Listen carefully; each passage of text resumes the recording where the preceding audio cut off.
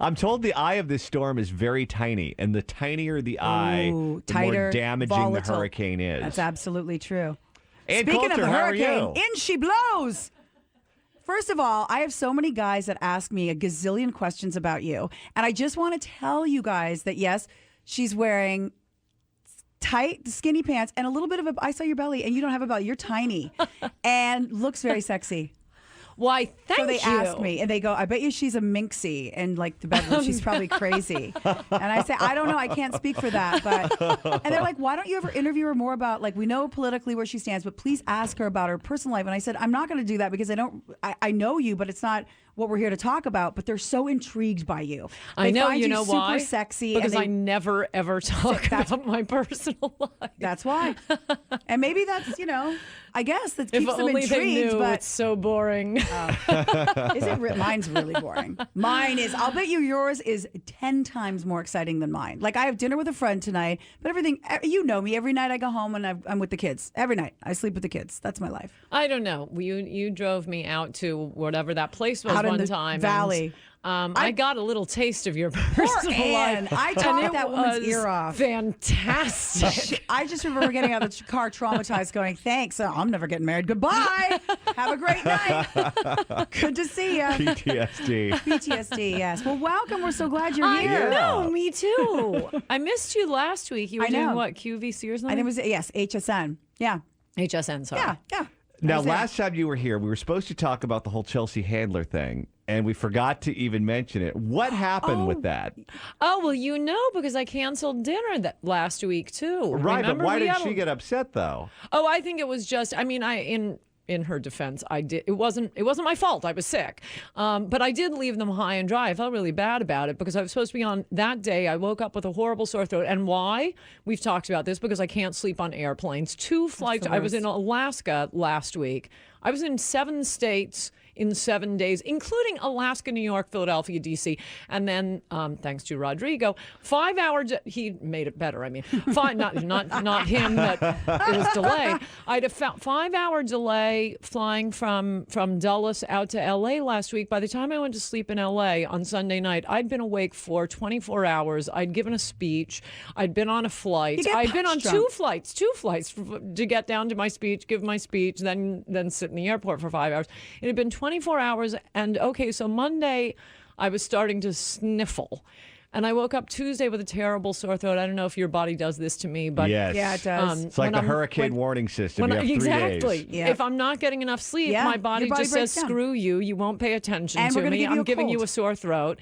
And so I woke up feeling really awful, but I was totally leaving them in the lurch. We were supposed to tape that day at 2. So I walked around my apartment at like 8 a.m. trying to see, can I do it?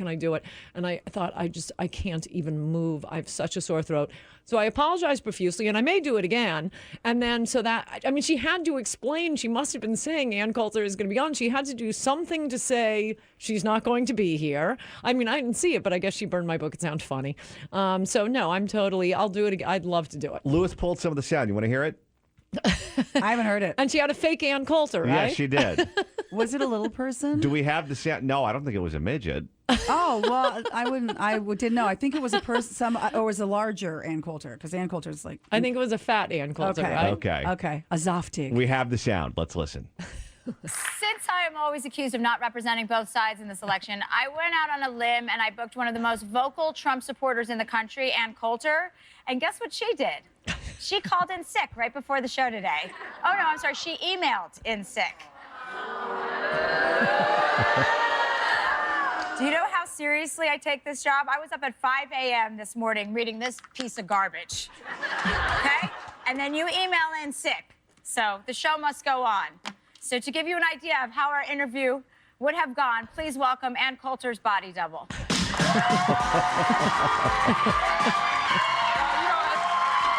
have to get up. Don't get up. Hi. I'll just sit down. Don't get up. I love my book. Let's talk about the Comedy Central roast that you were in. Yeah, I don't know how that happened. They tricked me. I mean, it was pretty brutal. You were called the C word like 17 or 18 times, I think. I was called kind.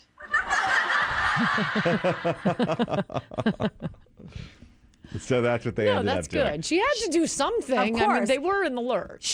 Her voice sounded a lot higher. Didn't sound like I her for a didn't second. recognize her. I didn't when either. I first heard her speak, I thought, okay, do we have the right clip here? But yeah, when you're 100%, that would be an awesome, fun show. Yeah, for you no, guys to be on. yeah. No, I've offered to do it again as soon as they have an opening. Yeah. Yeah, she does that. I mean, she'll go after her. She doesn't care. That's why I kind of miss her and Joel McHale on the E! Network, because they were the only ones that were allowed to go after the Kardashians and poke fun. They were the only ones that were allowed to over there. Yeah, they were off limits with everyone else. Oh, yeah. I think they still are. What do you make of the whole Kim thing? I was just going to ask you. We've been talking about it, and We're on opposite sides of the fence on this Oh, one. excellent. I can be the tiebreaker. Present your cases. all right. So I said, what would one have to gain out of this? She already has more publicity than it's nauseating the Right. amount. And if you get caught, if this is a publicity stunt and you're caught, Right. you're screwed. And you can't enjoy any of the fruits of all your labor, your private jets, your mansions, because now you're in for. And you are going to get caught. Of course. I'm Eventually. sorry. I'm on Jillian's side. What's your argument? Here's my case. Once you're addicted to fame and once you're addicted to being on the cover of magazines and money and everything else, you always want to take it to the next level. You know billionaires. Billionaires have an I wish I idea did. that makes them $1 billion because they came up with something that no one ever thought of before. And they Right. all think they have the next idea ready to go in the hopper because they had that rush, they had that high, and they need to take it to the next level. No one's happy with what they have, especially when you're talking about people in the entertainment industry. So I think even though they have a lot of fame and a lot of money, they still want to take it to the next level. Okay, I'll admit that's a good argument, but I'm still siding with Jillian. However, I would like to attack billionaires for a moment. Which is the problem with billionaires, and you described this very well. It's even worse than that. Someone who has made a lot of money in one field, which, fantastic. You're great at being a hedge fund manager or whatever it is. They think they're experts on everything. Yes. And oh my gosh, they're idiots. I mean, they're not so much idiots as you're not good at everything. Right. And I think the rest of us know that. I mean, I know I can't host radio. I know I can write books. People are always trying to get me to host a radio show. You just know your strengths. to do a footnote. But no, that isn't my thing. Whereas most billionaires, oh no, you can ask them about anything under the sun, what the weather will be like next week. And the other problem with most billionaires, not all of them, is that they become very dull because everyone laughs at their jokes. Everyone wants money Yes. from them. Yes, Pete. And I first noticed this years and years ago with someone I'll tell you the name of during the commercial break. And at dinners with him, Can you give us a rhymes with? yes, on the commercial break. At dinners with him, I noticed everyone kept laughing at really dumb jokes. And at first, I just thought they were stupid. And then I realized, as I got to know everyone at the dinner table, I realized every single person wanted money from him. And by the way, how did I meet him? This is how long ago it was. He kept showing up on my publicity list when I was promoting my second massive New York Times bestseller, Slander. And he kept showing up like lunch with, I'm going to avoid saying his name, lunch with famous rich person. And I'd call my publicist or email her because that is how I communicate. I'm sorry, Chelsea. That's the only way I communicate. Ask my friends in this room. That's true. And I'd say, wait, why does this guy keep showing up on my calendar? How's this promoting the book? And she would email back, well, he's very wealthy. And so I'd email her back and say, is he going to give me money at lunch? Because if he's not, if you have $29, that's all I want. Wait, so he wasn't throwing a lunch where you'd speak to a group of people? It was just lunch with the rich guy? It turns out this rich guy was a secret winger. And he is very prominent. And I'm glad I eventually got to, I've eventually had dinner with him because I just kept crossing it off my publicity That's list. funny. I'm promoting a book here. That's Stop funny. bothering me with this. And then at the end of the summer, I was out in the Hamptons and I was at some friend's house and I was floating in the hammock and they kept throwing dinner parties. And I said, wait, you're not inviting and named his name Right. because he's a rich right winger. This is the place that he might come to. So fear went through my eyes. Oh my gosh, I've blown him off for the last 3 months. Oh Did you my invite him? And they said, well, no, but you're an idiot. You ought to have dinner with him. So I had dinner with him in the Hamptons. And great He- guy, I'm sure. Interesting. He was, and- other than Lame jokes. billionaires need me to be their friend because, again, unless all I need is somebody who has $29, and right now it's only $13 on Amazon, by the way, to buy in Trump we trust.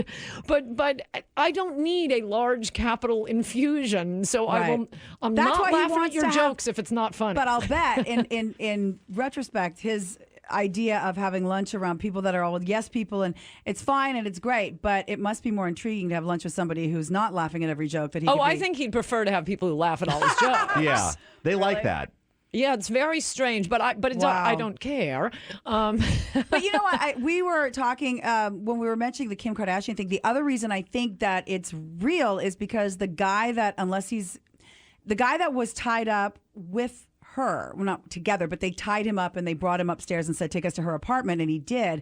And when they were holding a gun to her head or allegedly putting her in the bathtub, she said he stayed inside the apartment. And then when they left, he went back down with them.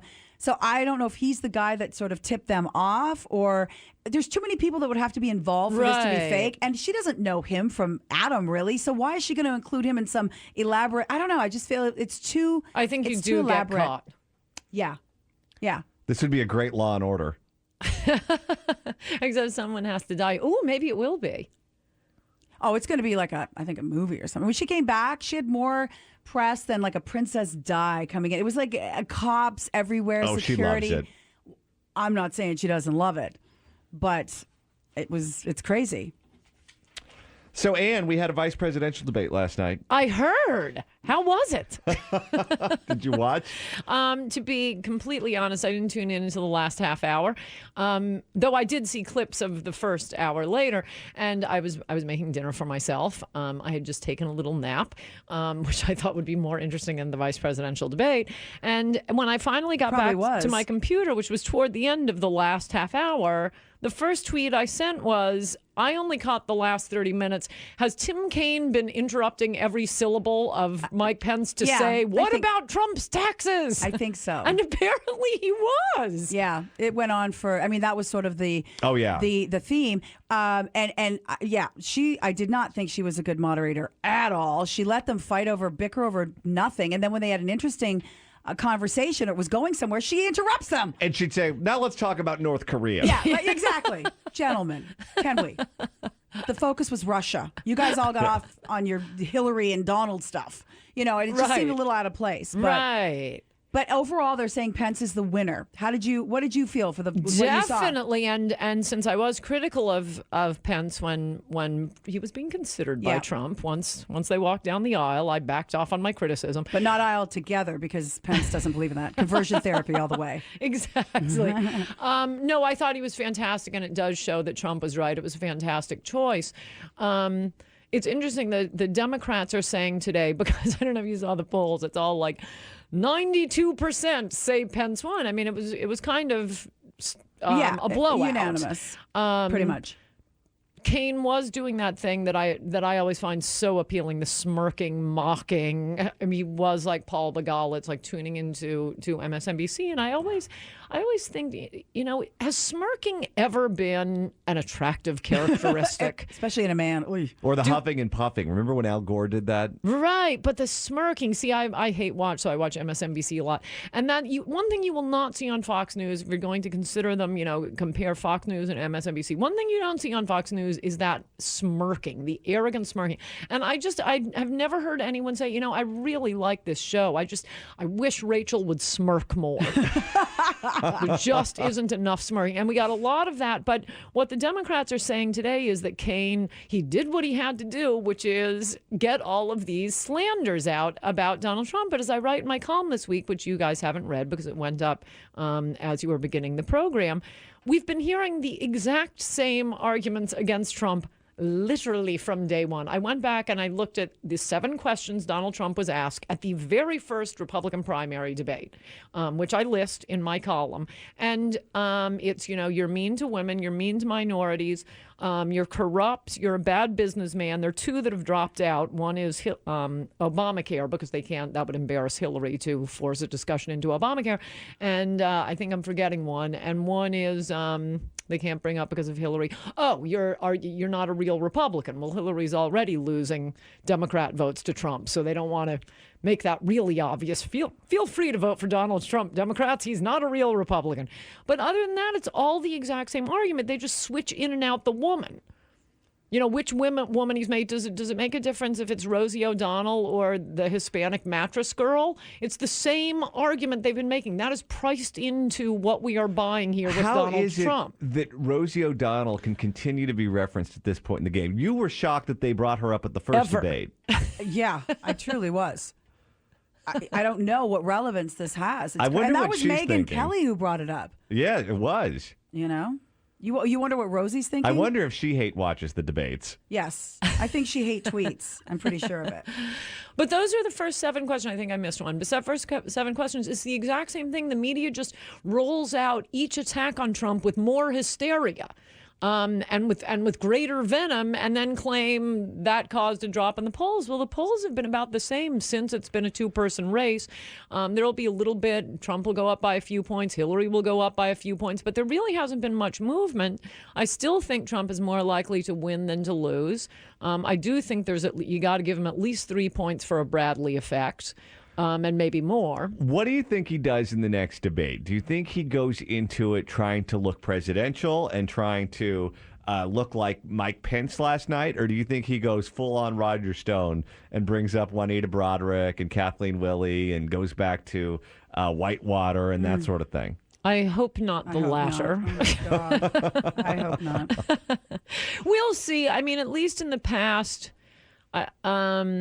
He had bad debates during the primaries, though I might not have admitted it at the time. No, I did admit it when he started bragging about his manhood.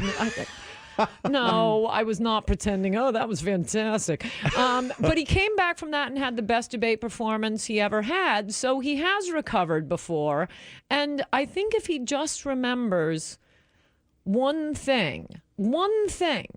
When you talk about issues, you are winning, Mr. Trump. When you get into your personal baggage, you're not. It never looks good to defend yourself. It's already priced into the brand. Just blow off the no one cares about your taxes. No one has cared about your taxes. That's all they have been talking about for 6 months now. The media cares. No actual voter cares, and nor should voters care. Look, whatever personal baggage Donald Trump has, he's going to be dead, gone, and buried in 30 years. Whether or not we continue as the United States of America or become some combo platter of Mexico and Pakistan will be determined by this election. No one cares about Trump's personal baggage. The Libertarian nominee, Gary Johnson, has had a rough several weeks. And he right now is dealing with a vice presidential nominee that's essentially left the reservation. He said that he's going to stop campaigning as the vice presidential nominee on the Libertarian ticket and devote all of his time to attacking Trump because he hates Trump's position on foreign wars and on international trade. And he is just not going to put up with it.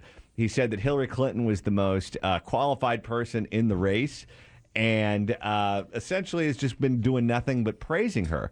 What do you make of that implosion on the Libertarian side? I think the truth of the matter is the media does not want to promote the Libertarian because they think that gives... Nobody likes Hillary Clinton. Bill doesn't like Hillary. Chelsea doesn't like... Nobody likes Hillary Clinton. So if it's just between the two of them, they think that helps Hillary because they can frighten stupid voters against Donald Trump. But if voters have an option of not voting for either of them, they think a lot of them will take it and just vote for the Libertarian. And the polls seem to suggest that when Gary Johnson is included in the polls, Trump's numbers go up, Hillary's go down. So I think if Gary Johnson's running mate, William Weld, were being honest, he would say, I'm just going to concentrate on attacking Trump because that's the only way I can get on television. If I am a never Trumper, in fact, I've been advising young people who seem to think I do booking for Fox News, and for some reason have just stopped booking myself the moment Trump's immigration policy paper came out. That you want to get on TV, pretend to be a huge Trump fan, and then turn against him.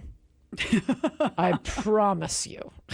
Well, the ones that have been really vicious against him on the right side of the aisle, they never left television. And that kind of surprised me because you would assume... What do you mean they were never on television until they came out against him? I've never seen half the people we see on TV now. That's true. That's true. A lot of them are very Charlie new. Sykes, Stuart Stevens, Rich Lowry you never really saw. I must say I don't watch a lot of this. Oh, my favorite, Rick Wilson. What is he thinking? I mean, at least Stuart Stevens, you must say, he's attractive. He's telegenic. He's well-spoken. He's a jerk-off, but, he's setting himself up beautifully to be the NPR Republican. Rick Wilson, he's like an Aaron Sorkin Republican. He's hideously unattractive. Have you seen his waistline? Oh, yeah. Oh, my gosh. No, he's got a bigger ring than Saturn. He's Hollywood's idea of a Republican. Yeah, whenever Hollywood casts a Republican, they always look like they took him off the Megan's Law website. Well, yeah, but Mitt Romney's a great-looking guy. I picture Republican guys as, I don't know. You're talking about real Republicans as opposed to the ones MSNBC goes looking for or Aaron Sorkin casts as a Republican. I see. No, in fact, when I give a lot of college speeches, and my male friends used to really love to come to the college speeches with me because you could look out across an audience, and afterwards, you could see who was at the college Republican dinners. Every pretty girl in the audience would be at the dinner. All right, we're going to take a quick break. Our guest is Ann Coulter. The book is In Trump We Trust, E Pluribus Awesome. If you want to weigh in on the conversation, the number is 800-222-KABC, 1-800-222-5222. When we come back, I'm going to tell you about a house that you should definitely buy. Oh. All right, then. A house. A house that you should definitely buy. I'm very excited about this. As you should be. It's a hot commodity. Is it like next door to is it Leo DiCapro's house in Palm Springs? he's Do you not want her telling nice us. and Don't close? show Ann, but I'll show you the article. Where this is going. I knew it. Oh my god. Ooh. Oh my god. That's a really And a I great can't price. know until we come You back. can't know until we come Oh my god, back. this is killing me. That's a great price. We should actually go in on it together. We should That's a great idea. I'm full of Oh, great so ideas this isn't today. That's a this good isn't one. a joke, Oh, like it's a good haunted one. house or No, something. No, No. Although it could be haunted with Ooh, we could turn it martinis into a and- haunted house. That's true. Haunted with martinis. Well, if you buy this house and turn it into a haunted house, you're not using it the right way. Yeah. Yeah. That's for All sure. right, more with Ann Coulter up next. 800-222-KABC, 1-800-222-5222 is the telephone number. This is The Drive Home on Talk Radio 790 KABC. It's Jillian, Barberie, John Phillips, joined in studio by Ann Coulter. The number 800-222-KABC, 1-800-222-5222. So we may be in disagreement on the Kardashian caper, but we're in agreement on this one that, Ann, you need to buy this house. What's the house? Okay. It's a mid-century lodge that was previously offered over a year ago for $3.95 million without surrounding parcels of land that are now included in the sale. Is it in THPS? The hated Palm Springs. It's close. It's in Palm Desert, and it is the retreat that was built for legendary singer and actor Frank Sinatra. You're kidding. No. Yeah, it's for sale. It's unbelievable that it's this cheap because his other house that he owned with Ava Gardner went for $26 million to Christie's. By the way, it went for 1.5 in 1995. So think about how mid-century modern is just ballooned. And this is a mid-century modern ranch? Yes, it was named Via Maggio by Sinatra in recognition of his Oscar-winning role in From Here to Eternity. Wow. The estate is on roughly 7.5 acres. It was custom designed with privacy and entertaining in mind.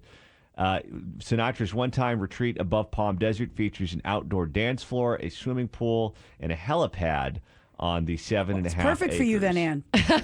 All of that will come in handy. Now, remember his other house had the piano? The pool was a shape of a piano. Does this?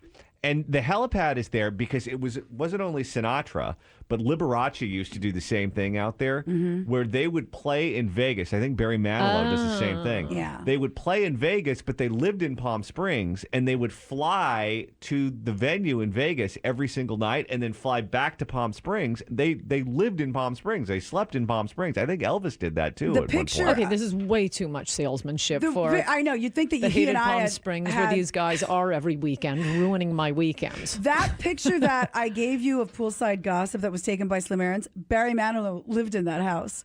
And they said he did atrocious things to it. Oh, I can imagine. Shag carpeting, threw up walls. It's a nightmare. Don't take a black light in there either. Yeah. What is your favorite type of architecture? Do you like the modern stuff, or do you prefer old school architecture? Oh, Or tradition. Oh, you I'm like the old- East Coast. Yeah. I like old. I like pre-war. And in pre-wars, you can. I mean, out in LA, I think I'd like mid-century modern. I know that's the style out here, so it depends. But generally, I like old. If you like old houses, as I do, the best year for a house or best decade is the 20s, because they had figured out everything they were going to learn about how to build a house by then.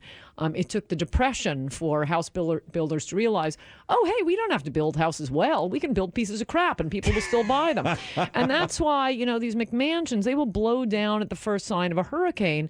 1920s houses have walls that you can be Store bodies blasting. Right, and in New York, it's like Niagara Falls stepping into the shower, and the architect and the really high ceilings. Oh, I love that. I just think high ceilings. They always will show in like architectural magazines. Oh, isn't this amazing what they've done with this room? And no, I'm sorry, you have a room with high ceilings and it's a 1920s room. You could put a futon there, and I'm going to say, oh my It's gosh, amazing. I'd love to live here. That's the big desirable real estate. Those pre-war, they're unbelievable and so expensive. And here, the ones that are from the 20s are usually those Spanish bungalows. They have a lot of charm, but they're very small. They're Yes. different from what Right. you're... Yeah. But Right. they're beautiful. Beautiful. I like John's house in the hated Palm Springs. Yeah. Mine I is love it. kind of That's the Spanish. only weekend it's not the hated Palm Springs Yeah. when I'm with my friends out there. Other than that, you're leaving me behind, and that's why it is dubbed the hated Palm Springs. Hey, by the way, before the hour's up, I wanted to mention I'm going to be at the Bakersfield Business Conference this Saturday debating James Carville at 1 p.m. Oh, wow. I completely forget to mention anything I'm doing. I might be doing Real Time with Bill Maher a week from He Friday. mentioned That you would be great. last week. Excellent. Yes, he I said love free it was advertising. Kellyanne was on, Conway, and she was talking just before she went on. He said, just so you guys know, everyone knows my political. And he goes, and I'm very good friends with Ann Coulter, and you can have friendships outside of this. I'm just setting the record. He was talking Because something. he'd known her for 20 years or something. He'd known Kellyanne Yeah. for 20. And yes, and he said, it's always shocking to people. And when I tell people, yes, I'm friends with Ann Coulter, too. It went along Yeah, those it's lines. strange that is People strange. don't think that they, yeah, I know.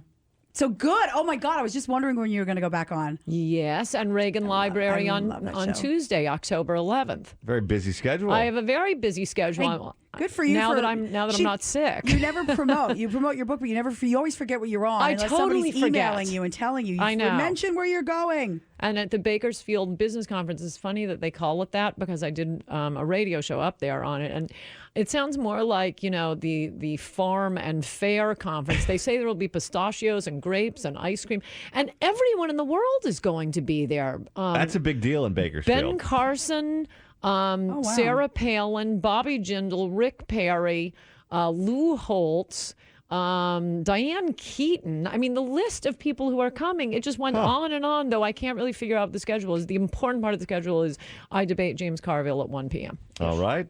It's 5:43. We'll take some calls when we return. 800-222-5222, 1-800-222-KABC. Our guest is Ann Coulter. The book is In Trump We Trust, E Pluribus Awesome, available online at Amazon.com. More coming up, 790 KABC. 222-KABC is the phone number, 1-800-222-5222. Jillian, Barberie, John Phillips, joined in studio by Ann Coulter, author of In Trump We Trust, E Pluribus Awesome, available online at Amazon.com. Let's go to Fred in Newport Beach. Fred, you're on KABC. Hello. Hi, John. Thanks for taking my call. Thanks for being there, Ann. Sure, good to talk to you. I wanted to ask you something. You have a book that's said In Trump We Trust, and so I guess what it means. How do you know that this guy who has already said several things that he then changed for different political expediencies, how do you know he's going to name a Supreme Court justice that you like? And how do you know he's going to have a tax plan that you're going to be okay with and that his trade plan is okay? I mean, do you trust in him just because you don't trust Hillary? No, absolutely not. I'm glad you asked that because a lot of people keep saying that about Trump. I know he will build a wall. I know he will allow ICE to do its job and deport illegals, probably going through them in the order he said in that immigration speech he gave a month ago in Phoenix. I know he will renegotiate trade deals and bring jobs back to America. And I know that because he's been saying these things. Well, on trade, he's been saying it for 30 years. For another thing, he has stepped away from a lucrative business, not because he was a governor someplace, and this is the obvious next step. Come on. He wants all Ann that was still power, talking. man. Ann was still talking. You talked a lot of him. Yeah, well, I'm the guest here, Fred, not you. So I'm answering your question. Great. So now I can talk. So the other reason is he's come under relentless and vicious, brutal attack since June 16th, 2015. I waited for the first 2 weeks after his announcement speech, waiting for him to back away. We've been betrayed so many times. People pretend to care about America and Americans. They get attacked. They're called racist. They back away. Even under these relentless attacks, he has never backed down. He hasn't changed his mind. To the contrary, he doubled down when he went to the Muslim ban. As for Supreme Court justices, this just shows how Fred is not really a savvy political observer. This is an old issue. We're now in a new phase of the country. Whether we can save America, whether there's any hope for a Republican ever to be elected to the presidential level at all, or we will go the way of California, as Jillian and I were just talking about. You lose this election, in 10 years, we're going to have 9 Ruth Bader Ginsburgs on the Supreme Court, and Republicans will never win another presidential election. So Republicans, at least the ones who haven't been paying attention like Fred, we've moved on from tax cuts and overturning Roe v. Wade. Right now, we're saving America, and then we'll argue about everything else. 800-222-KABC, 1-800-222-5222. More calls up next, 790 KABC. It's 556, Talk Radio 790 KABC. Jillian, Barberie, John Phillips, joined in studio by Ann Coulter, author of In Trump We Trust. I'm sorry, is this John Denver? Wow, Colin. That it is. I didn't realize that Colin would even know who John Denver was. What's the significance? Annie's song, it's called. For Ann Coulter. My God, Colin, again. Isn't that sweet? Way above our pay grade, this boy is. It's incredible. Nice job. Let's go to Brandon in the District of Columbia, listening online. Brandon, you're on KABC. Hello. Hello, John and Julian. It's actually my first time calling into a radio show. I can't believe the luck I have. Hang up on him. No, don't do that. Hi, Brandon. Hello, Ann. Hello. I picked you out. You in DC. What's that? I picked you out. That's why you got through. I wanted to answer your question. Oh, that's actually pretty fantastic. I actually saw you last year at the book club in DC talking about Adios America, and you signed a book for me, and you called me good looking. I actually remember that pretty well. Wow. That's why I took the call, Brandon. She remembered you. Out of all of the books that she signs, Brandon must be good looking. Get your question out, Brandon, because we have about 30 seconds. Right. Okay. Well, I'm actually a Trump volunteer in the Commonwealth. What's happening? Oh, you brats. Did you cut him off? No, you people it are fell. Such brats. You saw my hand. Okay, I'm going to say what his question was. What? That was really Poor rude, Brandon. John. He got the whole preamble was out, so never got to mean. the question. Lois, The was that question you? was, No, the call just failed. what about the swing states? Is Trump? What do you think about the polls in the swing states? And the question is, Brandon, this is a totally weird election. Trump voters, get out and vote. I don't care if you're in California.